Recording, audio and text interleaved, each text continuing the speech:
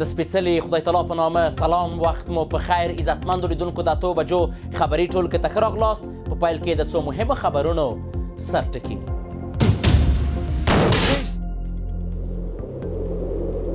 په ترکیه کې د افغانستان او پاکستان د خبرو درېدل. پاکستانی مذاکره کوونکي له استانبول څخه اسلام آباد ته روان شوي. سرچینې یک تلویزیون ته وایي چې د پاکستان غوښتنې غیر معقولې وي. پاکستان کې له سیاسي ګوندونو د یاد هیواد غوښتنه. پاکستان د سیاسي ګوندونو له مشرانو څخه غوښتي چې په خپلو ویناوو کې خیبر پښتونخوا د پاکستان برخه وګڼي، خو ځینو مشرانو دا غوښتنه په کلکه رد کړې ده.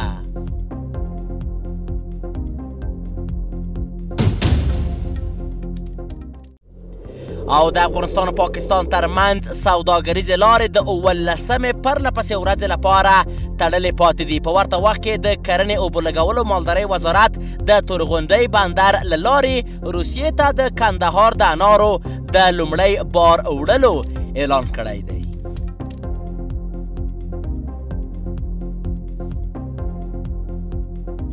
بشپړ خبرونه زه یوسف خان لالی یم. د پاکستان جیو نیوز د راپور له مخې د پنجاب وزیر اعلی مریم نواز یو امنیتي غونډه کې په دې هیواد کې د افغان کډوالو د نیولو لپاره په جوماتونو کې د خبرتیاو خپرولو امر کړی دی. مریم نواز نن لارښوونه کړې چې په جوماتونو کې د غیر قانوني افغانانو د پیژندلو لپاره اعلانونه وشي او ویلي دي چې هغه افغانان چې په غیر قانوني توګه کار کوي له قانوني چلند سره به هم مخ شي. پر همدې موضوع د بحث لپاره په ژوندۍ بڼه راسره وصل دی د نړیوالو چارو کارپوه ښاغلی عزیز معارج صاحب. معارج صاحب ستړی مه شئ، وخت په خیر، خپرونې ته هم په خیر راغلی. معارج صاحب، اوس د پنجاب حکومت پریکړه نیولې، یعنی د پنجاب اعلی وزیر پریکړه نیولې آغلې مریم نواز چې افغان کډوالو د پیژندلو لپاره باید په جوماتونو کې اعلان وشي. معارج صاحب، جماعت خو دینی مذهبي ځای دی، یو سپېڅلی ځای دی د ټولو مسلمانانو لپاره. فکر کوئ چې دغه د کډوالو موضوع یا د سیاست موضوع باید جماعت ته راوړل شوی وای؟ مننه جناب علی صاحب. د سلام په وړاندې کولو سره باید ووایم چې پاکستان اوس نن سبا ډېره خطا ده. لارې خوانه دوی سیاستونه بایللي دي. دا ګورې له خبرو اترو نه مذاکرو نه هم په تېښته سوله، ځکه دوی خپله ناکامي پکې اعلان کړله. هغه شرایط و شیان چې دوی جوړ کړي او توقع هیله د درلودله افغانستان دوی هغه ترلاسه نه سوله، او هغه پروژه چې دوی له غربه درلودله هغه هم دوی پلي کولی نه سوی. نو دا یو مشکل. په دې نه پاکستان کې دوی چې کوم پروژې جوړې کړي دي د چین د مخنیوي دپاره او د نور دپاره، هغه هم په ناکامۍ دي تر دې حده پورې چې اوس دغه ټي ډي پي چې دوی خپله جوړ کړی هغه هم په ډېر سرعت روان ده. دوی هېرېږي چې دا له د آیسای او د پوځیانو له کنټروله ونیول شي. د بلې خوا نه بلوچستان خلک دوی راپورته کړل چې راځه دلته یو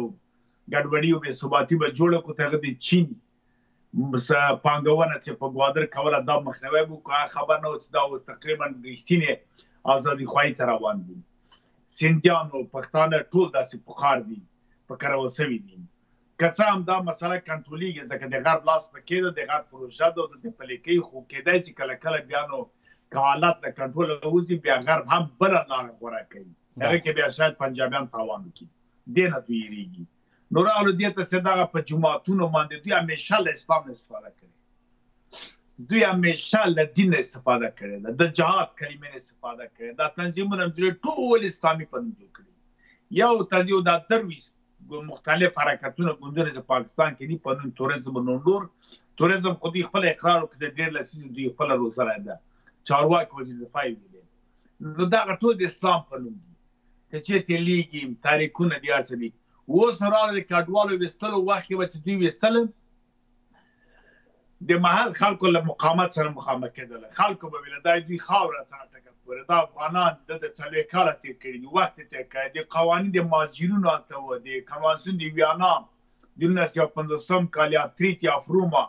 د هغه ممانعت وه، د حقوق بشر وه. د دې لپاره اوس غواړي چې جوماتونو ته لاړ شي، ځکه د ملایانو دا خو ټول د عیسی یا جاجنټان درست. اوس نو فتوا یې باید ورکړي، په دین او طریقه یې برابر کړي. په دې منځ کې خپل هجرت په اسلام کې شته، خپل حضور علیه السلام هجرت کړی و له مکې نه مدینې ته بیا بېرته راغی مکه یې فتح کړله انصارو مسله وه په هر صورت باندې یعنې دا اوس غواړي یو بل شکل مذهبي ورکړي په دې کې غواړي په افغانستان فشار هم کډوال راوباسي هم کډوال تصویر معلوم کړي هم د کډوال تر څنګ هغه ازادي خواهان او هغه خلک چې د پنجاب په ضد جګي هغه هم تارګېټ کړي دلته ورته ملا چې غږ وکړي ته کډوال دي او دا دي خلک راپور راوړي بیا مجبور ایسای پوځیان ورسي هلته بیا نور عملیات هم ترسره کړي په زمن کې دې خواته هم هغه کې د خپلې پروژې پلي کړي او په افغانستان حکومت فشار هم راوړي خپلې خواستې درست مارک صاحب راپورونه زیاتوي چې نن د پاکستان و افغانستان ترمنځ چې کوم مذاکرات هغه درېدلي دي پاکستاني لوری هم بیرته پاکستان ته تللی ده او حتی د پاکستاني لوري خبرو اترو ته په کتو کوم چې منځګړي هیوادونه دي لکه سعودي عربستان قطر او ترکیه دا هم حیرانه پاتې دي چې څنګه دوی هغلته خبرې کړي دي فکر کوئ چې اوسمهال پاکستان له جګړې څخه وروسته د ډیپلوماسۍ میدان هم بایلي ما خو یې چې دا و ډېره خطا ده هر څه کې اوس دوی ناکام راځي دوی زوال روان ده دا چې په آینده کې څه کېږي دا بیا نو غرب په دې کې تصمیم نیسي که دوی جوړ کړی هېواد ده د دوی د ګډ دپاره ده کېدای شي دغه اوسنی حالت هم د دوی د غرب پروژه وي ځکه پاکستاني سیاسونو چارواکي خو شرم و حیا نه لري وایي اعلان کوي چې حتی غرب چې دوی شاته ده القاعده په افغانستان کې د راغلو شل کله جنګ و اخر مشر په هیبت آباد کې ګیر سه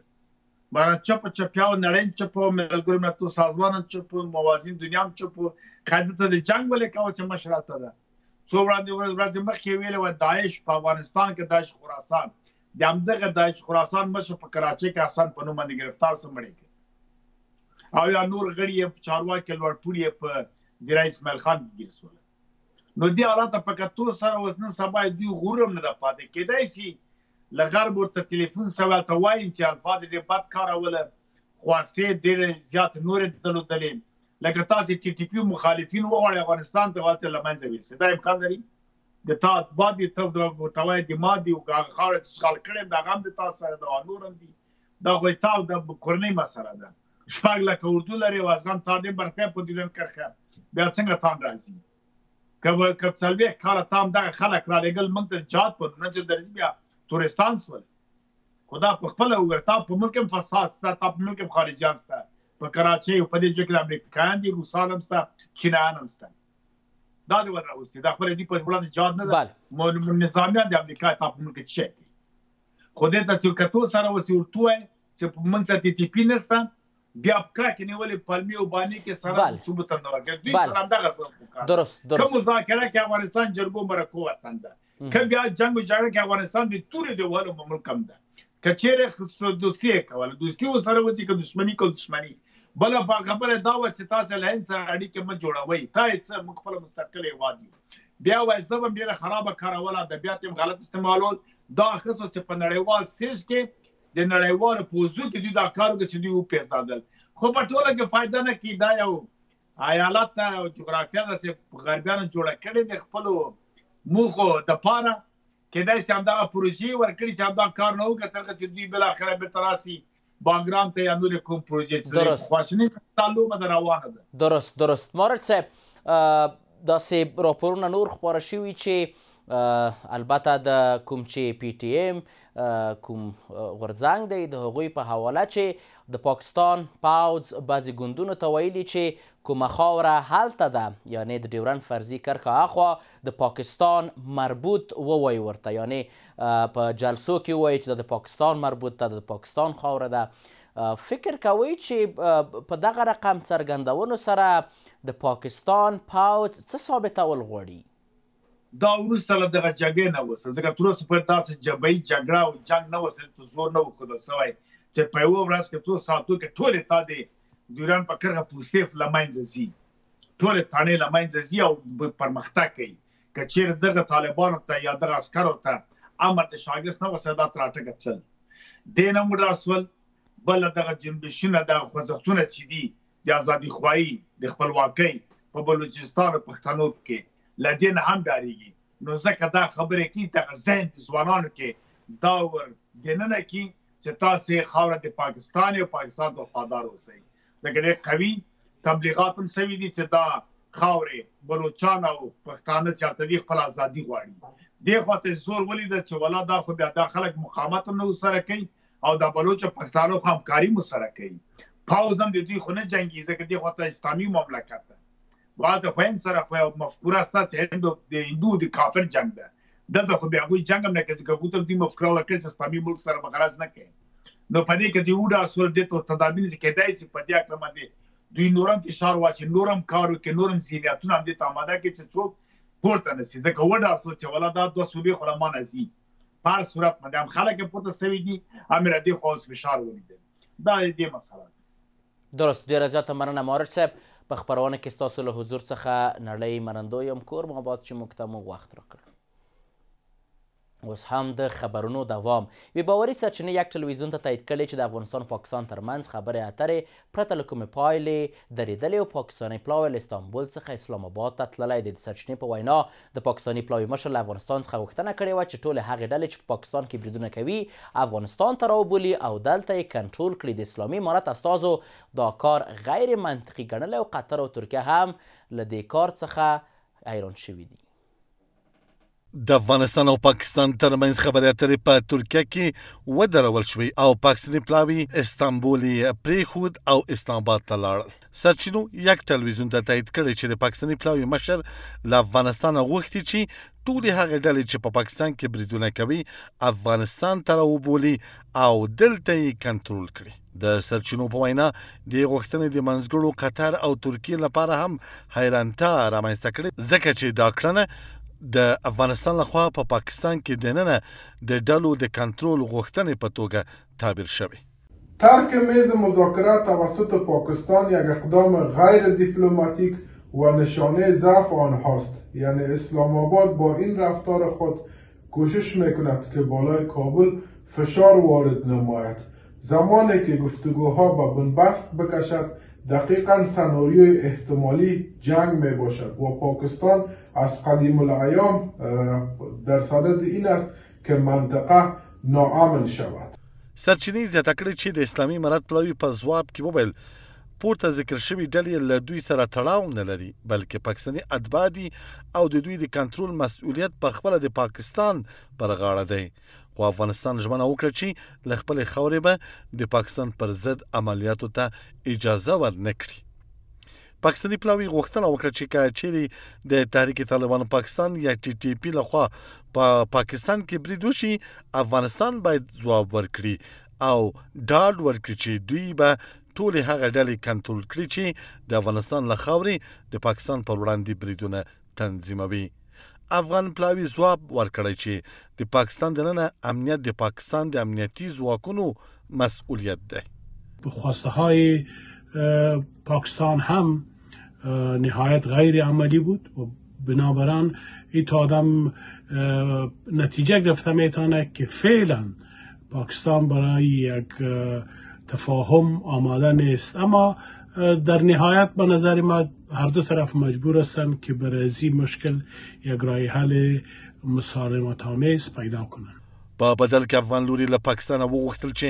د افغانستان هوایي حریم له خپلې خاورې کنټرول کړي او ډاډ ورکړی چې د امریکا د بې پیلوټ الوتکو د الوتنې او د پاکستان له خاورې د کارونې او د داعش فعالیتونو مخه به ونیسي خو د پاکستاني پلاوي لومړی هوکړه له اسلام آباد سره ټلیفوني مشورې وروسته بیرته واخیستل شوه د پاکستاني مذاکراتي ټیم مشر شهاب اسلم وویل چې پاکستان د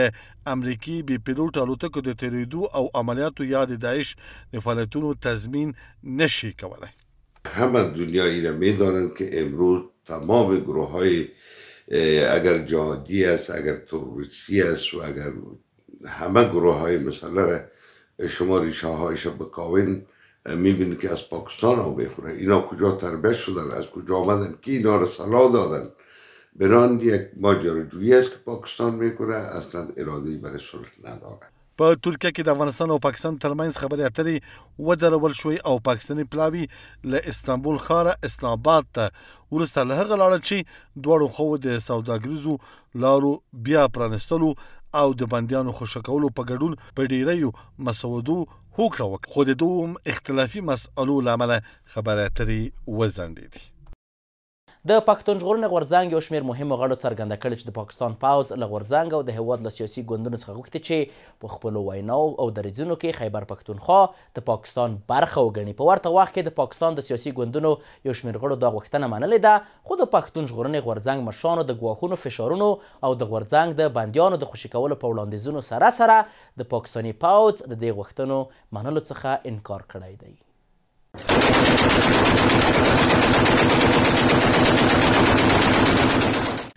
د افغانستان د اسلامي امارت او د پاکستان د پوځي رژیم د ځواکونو ترمنځ د تاوتریخوالي او پوځي نښتو وروسته د هغه هیواد پوځ له سیاسي ګوندونو غوښتي چې په خپلو ویناوو او دریځونو کې خیبر پښتونخوا د پاکستان د خاورې یوه برخه وګڼي. د پښتون ژغورنې غورځنګ سرچینې وایي چې ځینو ګوندونو په بیانونو کې دا غوښتنه منلې او د پاکستاني پوځ ملاتړ یې اعلان کړی دی. په ورته وخت کې د پښتون ژغورنې غورځنګ بندیانو مشرانو د سختو فشار او له زندانه د خوشي کېدو وړاندیز سره سره دا غوښتنه په کلکه رد کړې ده. په خیبر ایالت کې د یوې عامه غونډې له ترسره کولو وروسته د پاکستان پوځ د پښتون ژغورنې غورځنګ یو شمېر مهم غړي ونیول او د هغوی بانکي حسابونه یې کنګل کړل. په ورته وخت کې د غورځنګ د غړو پر وړاندې نوې قضیې پرانیستې. اوضاع در داخل پاکستان بسیار بغرنج شده و حملات شدید نظامی علیه حکومت پاکستان در مناطق مختلف و جمله خیبر پختونخوا و طرف مرز صورت میگیرد که البته این